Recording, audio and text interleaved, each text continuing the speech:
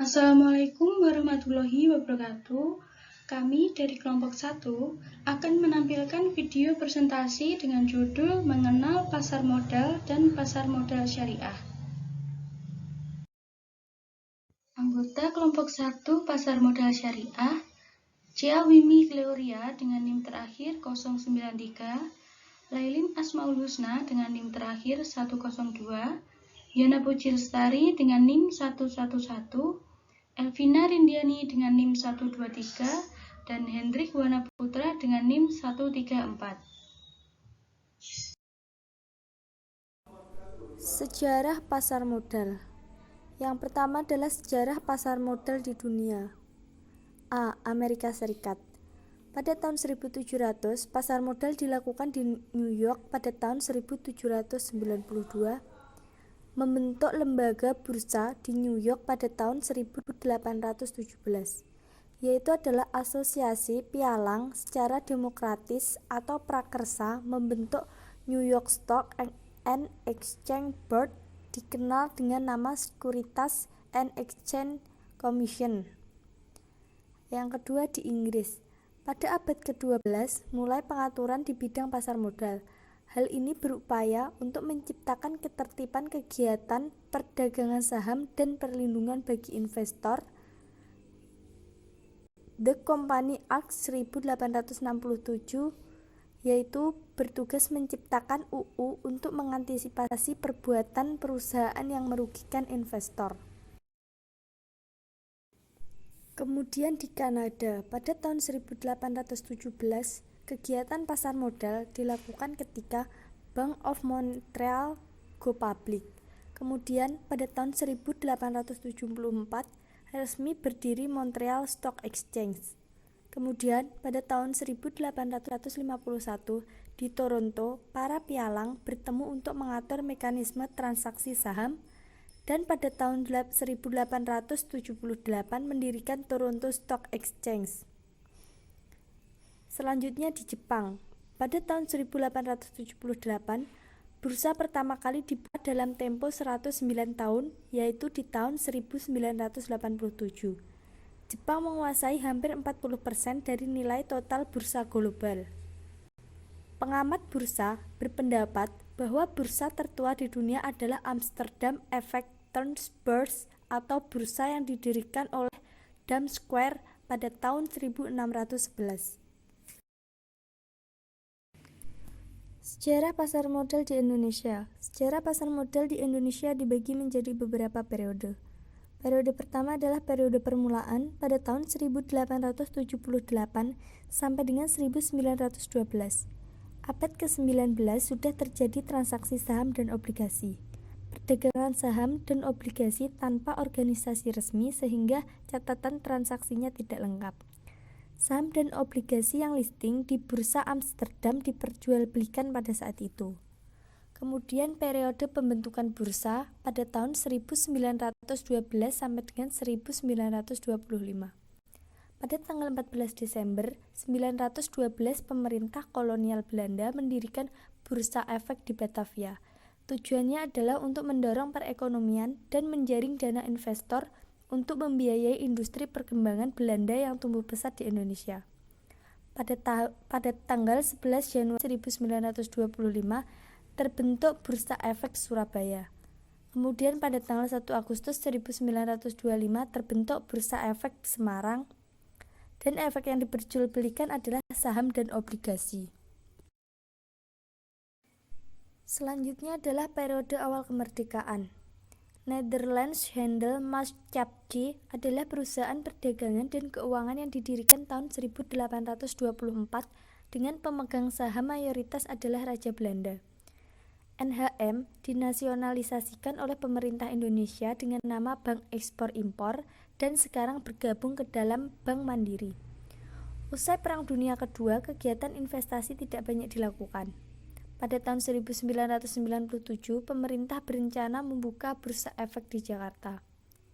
Kemudian periode kebangkitan pada tahun 1952 sampai dengan 1977.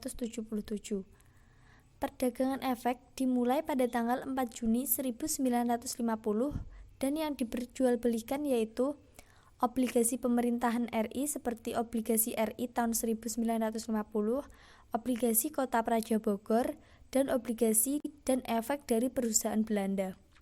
Undang-Undang Nomor 15 Tahun 1952 adalah tonggak sejarah pasar modal Indonesia sebagai undang-undang darurat yang kemudian ditetapkan sebagai undang-undang bursa. Kemudian tahun 1958 perdagangan efek menjadi lesu karena beberapa hal. Yang pertama adalah banyak warga negara Belanda yang meninggalkan Indonesia. Yang kedua, adanya nasionalisme perusahaan-perusahaan Belanda oleh pemerintah RI sesuai dengan Undang-Undang Nomor 86 Tahun 1958 tentang nasionalisme. Dan yang terakhir adalah pada tahun 1960, Badan Nasionalisasi Perusahaan Belanda atau BANAS melakukan larangan memperdagangkan efek-efek yang diterbitkan oleh perusahaan-perusahaan yang beroperasi di Indonesia, termasuk efek-efek dengan nilai mata uang Belanda.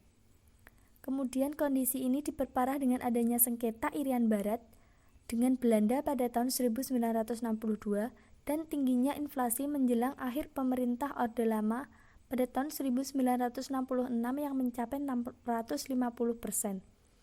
Keadaan itu mengguncang sendi perekonomian dan kepercayaan masyarakat menjadi berkurang terhadap pasar modal. Kemudian adalah periode pengaktifan kembali. Beberapa persiapan upaya pemerintah untuk membuka kembali pasar modal, yaitu adalah pada tahun 1972 membentuk Badan Pembina Pasar Uang dan Modal atau BAPEPUM. Kemudian pada tanggal 28 Desember 1976 dikeluarkan peraturan yang isinya pendirian pasar modal yang membentuk Badan Pembinaan Pasar Modal dan membentuk Badan Pelaksanaan Pasar Modal atau BAPEPAM. Dikeluarkan beberapa keputusan Menteri Keuangan yang mengatur lebih rinci dan lebih operasional tentang pelaksanaan bursa efek. Berdasarkan kondisi dan kendala tersebut, pasar modal di Indonesia menjadi kurang diminati oleh perusahaan dan investor. Akibatnya pasar modal menjadi sepi, harga saham dan indeks menjadi statis pada angka yang kecil karena tidak adanya transaksi. Selanjutnya adalah periode deregulasi pada tahun 1987 sampai 1995.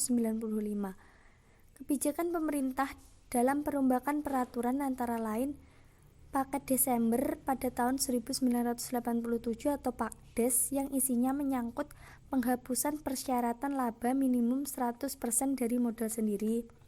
Kemudian Paket Oktober pada tahun 1988 atau Pakto, yaitu pemberian kredit bank kepada nasabah perorangan dan nasabah grup tidak lebih dari 20% dan 50%. Kemudian Paket Desember 1988 Pakdes 2, pemerintah memberi kesempatan kepada swasta untuk mendirikan dan menyelenggarakan bursa di luar Jakarta.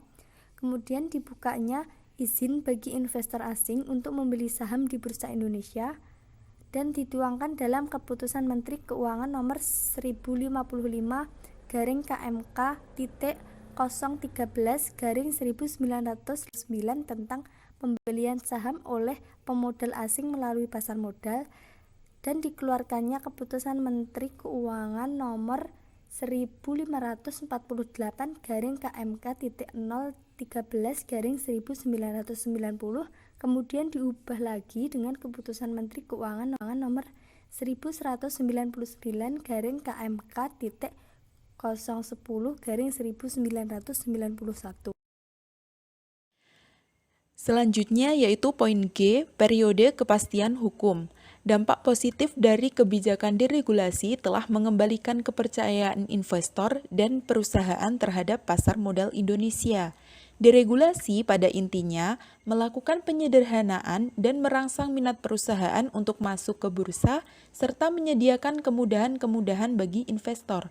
Puncak kejayaan itu ditandai dengan lahirnya Undang-Undang Nomor 8 Tahun 1995 tentang Pasar Modal Indonesia yang berlaku efektif sejak tanggal 1 Januari 1996. Salah satu hal yang perlu dicermati dalam Undang-Undang Pasar Modal adalah diberlakukannya kewenangan yang cukup besar dan luas kepada BAPEPAM selaku badan pengawas. Sejarah pasar modal syariah. Perkembangan pasar modal syariah Indonesia didorong oleh adanya permintaan pasar. Kemudian pemerintah turun tangan dengan menerbitkan regulasi pendukungnya. Tonggak kelahiran pasar modal syariah Indonesia yaitu yang pertama tahun 1997. Penerbitan reksadana syariah pertama di Indonesia oleh Dana Reksa Investment Management atau DIM pada tahun 1997. Yang kedua, tahun 1999, MUI mendirikan Dewan Syariah Nasional Majelis Ulama Indonesia atau DSN MUI. Pada tahun 2000, DIM bekerja sama dengan Bursa Efek Jakarta atau BEJ meluncurkan JII sebagai indeks saham syariah pertama di Indonesia. Tahun 2001, DSN MUI menerbitkan Fatwa nomor 20 tahun 2001 tentang pedoman pelaksanaan investasi untuk dana reksa syariah. Tahun 2002, PT Indosat menerbitkan obligasi syariah pertama di Indonesia dengan menggunakan akad mudharabah. Fatwa nomor 32 tahun 2002 tentang obligasi syariah, Fatwa nomor 33 tahun 2002 tentang obligasi syariah mudharabah. Tahun 2003, DSN MUI menerbitkan Fatwa nomor 40 tahun 2003 sebagai kalangan yang menjadikan peluncuran fatwa ini sebagai indikator pendirian pasar modal syariah Indonesia. Tahun 2004, PT Matahari Putra Prima atau MPP menerbitkan obligasi syariah. DSN MUI menerbitkan Fatwa nomor 41 tahun 2004. Tahun 2006, Bapepam LK menerbitkan paket peraturan Bapepam dan LK terkait pasar modal syariah. Paket peraturan tersebut yaitu Peraturan Bapepam dan LK nomor 9A13 dan nomor 9A14. Tahun 2007, pada tanggal 31 Agustus 2007, Bapepam LK menerbitkan Peraturan Bapepam dan LK nomor 2K1 Daftar Efek Syariah pertama kali oleh Bapepam dan LK pada tanggal 12 September 2007. Tahun 2008, perkembangan pasar modal syariah mencapai tonggak sejarah baru dengan disahkan Undang-Undang Nomor 19 Tahun 2008 tentang Surat Berharga 2008. Tahun 2009, Bapepam LK telah melakukan penyempurnaan terhadap Peraturan Bapepam LK Nomor 9A13. Tahun 2011 telah diterbitkan Fatwa Nomor 80, diluncurkan Syariah Online Trading System atau SOTS yang pertama oleh perusahaan efek Indoprimer Sekuritas. Pada 22 November 2012, Undang-Undang Nomor 21 tentang OJK disahkan. Tahun 2017, OJK memberikan izin kepada manajemen investasi berbasis syariah yaitu PayTrend Asset Management. Hal ini menjadi milestone pasar modal syariah di Indonesia. Tahun 2018, pasar modal syariah di Indonesia mencatat perkembangan yang baik. Total dana kelolaan reksadana syariah sebesar 34,5 triliun. Urgensi pasar modal syariah. Pasar modal syariah memiliki dua peran penting, yaitu yang pertama, sebagai sumber pendanaan bagi perusahaan untuk mengembangkan usahanya melalui penerbitan efek syariah. Yang kedua, sebagai sarana investasi efek syariah bagi investor. Fungsi dan manfaat saham syariah menurut Medwali 1995. Fungsi dari keberadaan pasar modal syariah yaitu yang pertama, memungkinkan bagi masyarakat berpartisipasi kegiatan bisnis dengan memperoleh bagian dari keuntungan dan resikonya. Yang kedua, memungkinkan para pemegang saham menjual sahamnya guna mendapatkan likuiditas. Yang ketiga, memungkinkan perusahaan meningkatkan modal dari luar untuk membangun dan mengembangkan lini produksinya. Yang keempat, memisahkan operasi kegiatan bisnis dari fluktuasi jangka pendek pada harga saham yang merupakan ciri umum dari pasar modal konvensional. Yang kelima, memungkinkan investasi pada ekonomi itu ditentukan oleh kinerja kegiatan bisnis sebagaimana tercermin pada harga saham. Pasar modal syariah mempunyai banyak manfaat, di antaranya yang pertama, menyediakan sumber pendanaan atau pembiayaan jangka panjang bagi dunia usaha sekaligus memungkinkan alokasi sumber dana tersebut secara optimal. Yang kedua, memberikan wahana investasi bagi investor sekaligus memungkinkan upaya diversifikasi atau penganekaragaman, misalnya penganekaan usaha untuk menghindari ketergantungan pada ketunggalan kegiatan, produk, jasa, atau investasi. Yang ketiga, menyediakan indikator utama atau leading indikator bagi tren ekonomi negara. Yang keempat, memungkinkan penyebaran kepemilikan perusahaan sampai lapisan masyarakat menengah. Yang kelima, menciptakan lapangan kerja atau profesi yang menarik. Yang keenam, memberikan kesempatan memiliki perusahaan yang sehat dengan prospek yang baik. Yang ketujuh, sebagai alternatif investasi yang memberikan potensi keuntungan dengan resiko yang bisa diperhitungkan melalui keterbukaan, likuiditas, dan diversifikasi investasi. Yang kedelapan, membina iklim keterbukaan bagi dunia usaha dan memberikan akses kontrol sosial. Yang kesembilan, mendorong pengelolaan perusahaan dengan iklim terbuka, pemanfaatan manajemen profesional, dan penciptaan iklim saham yang sehat. Poin D. Konsep dan prinsip pasar modal syariah. Pengertian pasar modal syariah dapat diartikan sebagai pasar modal yang menerapkan prinsip-prinsip syariah dalam kegiatan transaksi ekonomi dan tidak melakukan hal-hal yang dilarang, seperti riba, perjudian, spekulasi, dan lain sebagainya. Pasar modal syariah secara resmi diluncurkan pada tanggal 14 Maret 2003 bersama dengan pendataan MOU antara Bapepam LK dengan Dewan Syariah Nasional Majelis Ulama Indonesia atau DSN MUI. Di sini dapat disimpulkan secara umum bahwa pasar modal syariah adalah pasar modal yang dijalankan dengan konsep syariah, di mana setiap perdagangan surat berharga mentaati ketentuan transaksi sesuai dengan ketentuan syariah. Selanjutnya, peranan dan fungsi pasar modal syariah. Peranan mendasar pasar modal syariah secara umum bagi perekonomian antara lain memberikan kesempatan kepada penabung untuk berpartisipasi secara penuh dalam usaha bisnis. Yang kedua, memungkinkan pemegang saham dan obligasi memperoleh likuiditas dengan menjual saham dan obligasi mereka pada pasar sekunder.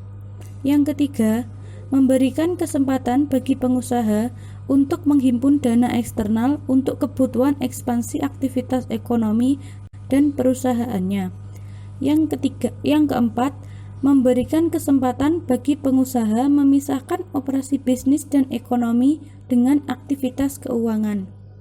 Selanjutnya, pada fungsi pasar yang syariah yang efektif adalah sebagai berikut. Yang pertama, menyajikan mekanisme mobilisasi sumber daya yang mengarah kepada alokasi sumber daya yang efisien dalam ekonomi. Yang kedua, menyediakan likuiditas dalam pasar dengan harga paling murah, yakni berbiaya transaksi paling rendah atau penawaran rendah menyebar pada sekuritas yang diperdagangkan di pasar. Yang ketiga, untuk memastikan transparansi dalam penentuan harga sekuritas dana menentukan harga premi resiko yang merefleksikan tingkat resiko sekuritas tersebut. Yang keempat, menyediakan peluang menyusun portofolio yang terdiverifikasi dengan baik dan untuk mengurangi level risiko melalui diversifikasi lintas batas geografi dan waktu. Selanjutnya, prinsip-prinsip pasar modal syariah. Kegiatan pembiayaan dan investasi keuangan menurut syariah pada prinsipnya adalah kegiatan yang dilakukan oleh pemilik harta terhadap pemilik usaha untuk memberdayakan pemilik usaha dalam melakukan kegiatan usahanya, di mana pemilik harta berharap untuk memperoleh manfaat tertentu. Secara umum, prinsip tersebut adalah sebagai berikut. Yang pertama, pembiayaan dan investasi hanya dilakukan pada saat aset atau kegiatan usaha yang halal, yang dimana kegiatan tersebut adalah spesifik dan bermanfaat sehingga dapat melakukan bagi hasil. Yang kedua, uang adalah alat bantu pertukaran nilai dan pemilik harta akan menerima bagi hasil dari manfaat kegiatan usaha tersebut. Yang ketiga, akad yang terjadi antara pemilik harta dengan pemilik usaha dan tindakan maupun informasi yang diberikan pemilik usaha tidak boleh menimbulkan keraguan yang dapat menyebabkan kerugian. Selanjutnya, pemilik harta, pemilik usaha, maupun bursa dan self-regulation organization lainnya tidak diperbolehkan melakukan hal yang dapat mengakibatkan gangguan dalam mekanisme pasar, baik dari segi penawaran maupun dari segi permintaan. Poin E. Perbedaan pasar modal syariah dan pasar modal konvensional. Inti perbedaan pasar modal syariah dan pasar modal konvensional terletak pada yang pertama, sumber hukum. Jika pasar modal syariah, sumber-sumber hukum Islam seperti Al-Quran, Sunnah, dan lain-lain. Yang kedua, akad atau kontraknya. Kontrak pada pasar primer yaitu akad musyarakah atau kerjasama. Selanjutnya pada kontrak pasar sekunder yaitu akad jual beli. Emiten, perusahaan yang memiliki syariah compliance officer yang jenis usaha, produk, barang, jasa yang diberikan dan akad serta cara pengelolaannya tidak bertentangan dengan prinsip-prinsip syariah. Yang selanjutnya, jenis efek yang diperdagangkan. Efek syariah mencakup saham syariah, obligasi syariah, reksadana syariah, kontrak investasi kolektif, efek beragun aset atau KIK EBA syariah, dan surat berharga lainnya yang sesuai dengan prinsip-prinsip syariah. Perbedaan pada pasar modal konvensional. Pada pasar modal konvensional, sumber hukumnya berasal dari hukum positif dari pikiran manusia. Selanjutnya, akad atau kontrak pada pasar modal konvensional yaitu kontrak jual beli. Kemudian emiten pada pasar modal konvensional, seluruh perusahaan yang telah terdaftar di bursa yang menawarkan atau menjual efek kepada masyarakat melalui pasar modal. Menurut Undang-Undang Pasar Modal, Pasal 1 Angka 6, emiten adalah pihak yang melakukan kegiatan penawaran umum. Selanjutnya pada perbedaan jenis efek yang diperdagangkan. Menurut Undang-Undang Pasar Modal Pasal 1 Angka 5, efek adalah surat berharga yang diperdagangkan di pasar modal seperti surat pengakuan hutang, surat berharga komersial, saham, obligasi, tanda bukti hutang. Poin selanjutnya yaitu F, emiten sesuai syariah. Emiten adalah pihak yang ingin meminjamkan modal. Emiten pada umumnya adalah perusahaan atau lembaga yang membutuhkan modal untuk membiayai atau memperluas sebuah usahanya. Terdapat kriteria yang dipenuhi agar efek dikatakan syariah, yaitu jenis usaha tersebut dari emiten yang sesuai syariah. Untuk poin A, yaitu produk dan jasa yang dihasilkannya adalah sesuatu yang halal, bukan yang diharamkan oleh syariah atau besar kemudorotannya dibanding manfaat. Kehalalan produk dan jasa yang dihasilkan harus terpenuhi, baik dari kegiatan langsung perusahaan atau dari kegiatan anak atau joint venture atau afiliasi perusahaan emiten.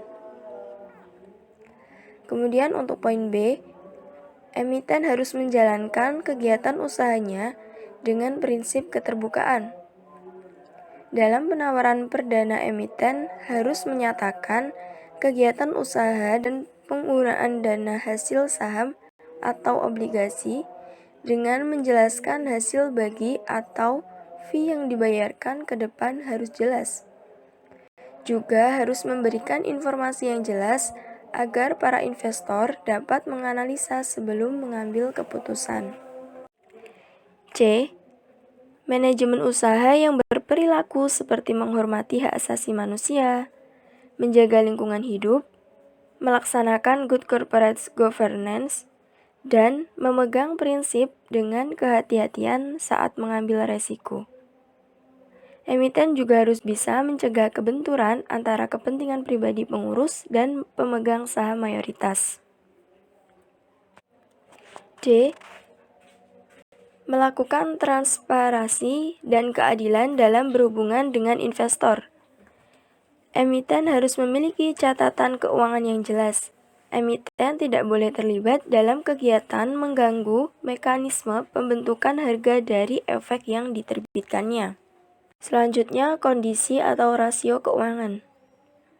A. Emiten memiliki fundamental usaha yang kuat, di mana struktur keuangannya baik dan tidak bergantung pada utang ribawi.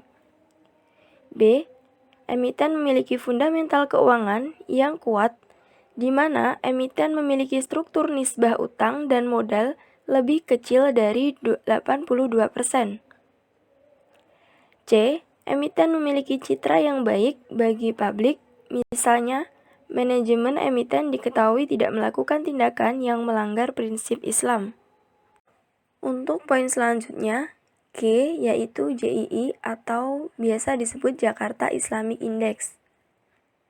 Nah, di sini Jakarta Islamic Index atau biasa disebut dengan JII adalah salah satu indeks saham yang ada di Indonesia yang menghitung indeks harga rata-rata saham untuk jenis saham-saham yang memenuhi kriteria syariah. Pembentukan JII tidak lepas dari kerjasama antara Pasar Modal Indonesia dengan PT Dana Reksa Investment Management atau PT DIM. Tujuan dari pembentukan JII adalah untuk meningkatkan kepercayaan investor untuk melakukan investasi pada saham berbasis syariah dan memberikan manfaat bagi pemodal dalam menjalankan syariah Islam untuk melakukan investasi di bursa efek. Poin H, yaitu pasar perdana dan pasar sekunder. 1. Pasar perdana atau primary market. Pasar perdana adalah penawaran saham pertama kali dari emiten kepada para pemodal selama waktu yang ditetapkan oleh pihak penerbit atau issuer, sebelum saham diperdagangkan di pasar sekunder dalam jangka waktu sekurang-kurangnya 6 hari kerja. Harga saham ditentukan oleh perusahaan yang go public dan penjamin emisi. Ciri-ciri pasar perdana atau primary market. Yang pertama, emiten menjual saham kepada masyarakat luas melalui penjamin emisi dengan harga yang telah disepakati antara emiten dan penjamin emisi. Untuk biasanya di Bursa Efek Indonesia, contoh dari penjamin emisi itu bisa di Indo Premier Sekuritas atau yang lainnya yang ada di dalam bursa efek. Yang kedua, pembeli tidak dipungut biaya transaksi. Jadi Untuk biaya ini biasanya sudah disediakan di bursa efek, jadi tidak dipungut biaya transaksi. Yang ketiga, pembeli belum pasti memperoleh jumlah saham sebanyak yang dipesan apabila terjadi subscribed. Karena apa? Karena jika terjadi error untuk jumlah saham yang dipesan itu belum tentu dapat ditentukan. Selanjutnya yang keempat, investor membeli melalui penjamin emisi ataupun agil penjual yang ditunjuk. Untuk yang kelima, masa pemesanan terbatas. Yang keenam, penawaran melibatkan profesi seperti akuntan publik, notaris, konsultan hukum, dan perusahaan penilai. Dan yang ketujuh, pasar perdana juga disebut dengan istilah pasar primer atau juga pasar pertama atau first market. Transaksi pada pasar perdana dalam perspektif Islam yang menjadi para pihak adalah emiten dan investor. Jadi hanya ada dua, yaitu emiten dan investor. Untuk selisih harga nominal dengan harga jual itu disebut dengan agio. 4 syarat yang harus dipenuhi agar saham-saham tersebut masuk ke dalam JII atau Jakarta Islamic Index. Yang pertama, emiten tidak menjalankan usaha perjudian. Yang kedua, bukan lembaga keuangan konvensional yang menerapkan sistem ribawi. Yang ketiga, usaha yang dilakukan bukan memproduksi, mendistribusikan, dan memperdagangkan makanan atau minuman yang haram. Yang keempat, tidak menjalankan usaha atau memproduksi, mendistribusikan, dan menyediakan barang atau jasa yang merusak moral dan bersifat mudarat. Pasar sekunder. Pasar sekunder adalah pasar tempat penjualan efek setelah masa pasar perdana berakhir. Harga saham di pasar sekunder ini tidak lagi ditentukan dengan harga emiten dan penjamin emisi, sebagaimana hanya ada di pasar perdana. Jadi untuk harga pasar sekunder ini biasanya ditentukan oleh broker atau pialang atau pihak ketiga, biasanya seperti itu. Pada pasar sekunder, harga efek ditentukan berdasarkan kurs efek tersebut sesuai dengan harga wajar pasar dan perpindah tangan di antara para investor. Landasan kehalalan berinvestasi di pasar sekunder umumnya didasarkan pada kebolehan berinvestasi pada perusahaan yang memenuhi kriteria syariah. Jadi antara investor dan pihak yang berwenang itu ada akad saling ridho antarodim minkum. Kalau di kaidah fikih terlampir seperti itu, yaitu saling ridho atau rela kedua-duanya. Ciri-ciri pasar sekunder. 1. Harga dibentuk oleh investor melalui perantara efek yang berdagang di bursa efek. 2. Pesanan dapat berjumlah tidak terbatas. 3. Anggota bursa memasukkan penawaran jual atau beli melalui investor. Jadi biasanya ada pihak ketiga yang disebut pialang. 4. Anggota bursa membeli menyelesaikan pembayaran dana kepada central clearing, kemudian menerima sahamnya dengan cara pemindah bukuan oleh central custodian dengan menunjukkan bukti dari central clearing. 5. Anggota bursa jual menyelesaikan penyerahan saham kepada central custodian, kemudian menerima dana dengan cara pemindah bukuan oleh central clearing dengan menunjukkan bukti penyerahan efek dari central custodian. Selanjutnya, perbedaan pasar primer dan pasar sekunder. Perbedaan ada dua. Dilihat dari segi proses perdagangan. Yang pertama, dari pasar primer adalah terjadi waktu perusahaan emiten mengeluarkan emisi baru. Jadi, untuk perdagangan di pasar primer biasanya ditentukan waktunya. Misal 1 minggu 1 kali ataupun 1 minggu 2 kali. Misal seperti itu. Sedangkan di pasar sekunder, setiap hari dan suatu hari bisa terjadi berkali-kali perdagangan surat berharga yang sama. Jadi di pasar sekunder ini untuk waktunya lebih bebas. Biasanya satu hari bisa ada berkali-kali transaksi di pasar ini, di bursa efek. Yang kedua, dilihat dari kerangkanya. Untuk pasar primer, dipengaruhi oleh faktor produksi seperti harga bangunan, pinjaman, kredit, jumlah pengembangan, dan lainnya, yang biasanya lebih kepada sektor yang menopang perekonomian suatu negara atau wilayah tersebut. Sedangkan di pasar sekunder lebih ditentukan oleh faktor non-produksi seperti kondisi ekonomi, kependudukan, dan musiman. Misal pada saat ini kondisi ekonomi sedang krisis ekonomi dan juga krisis kesehatan. Tentu saja pada saat ini di pasar sekunder mempengaruhi harga penjualan saham yang ada di bursa efek. Mungkin seperti itu.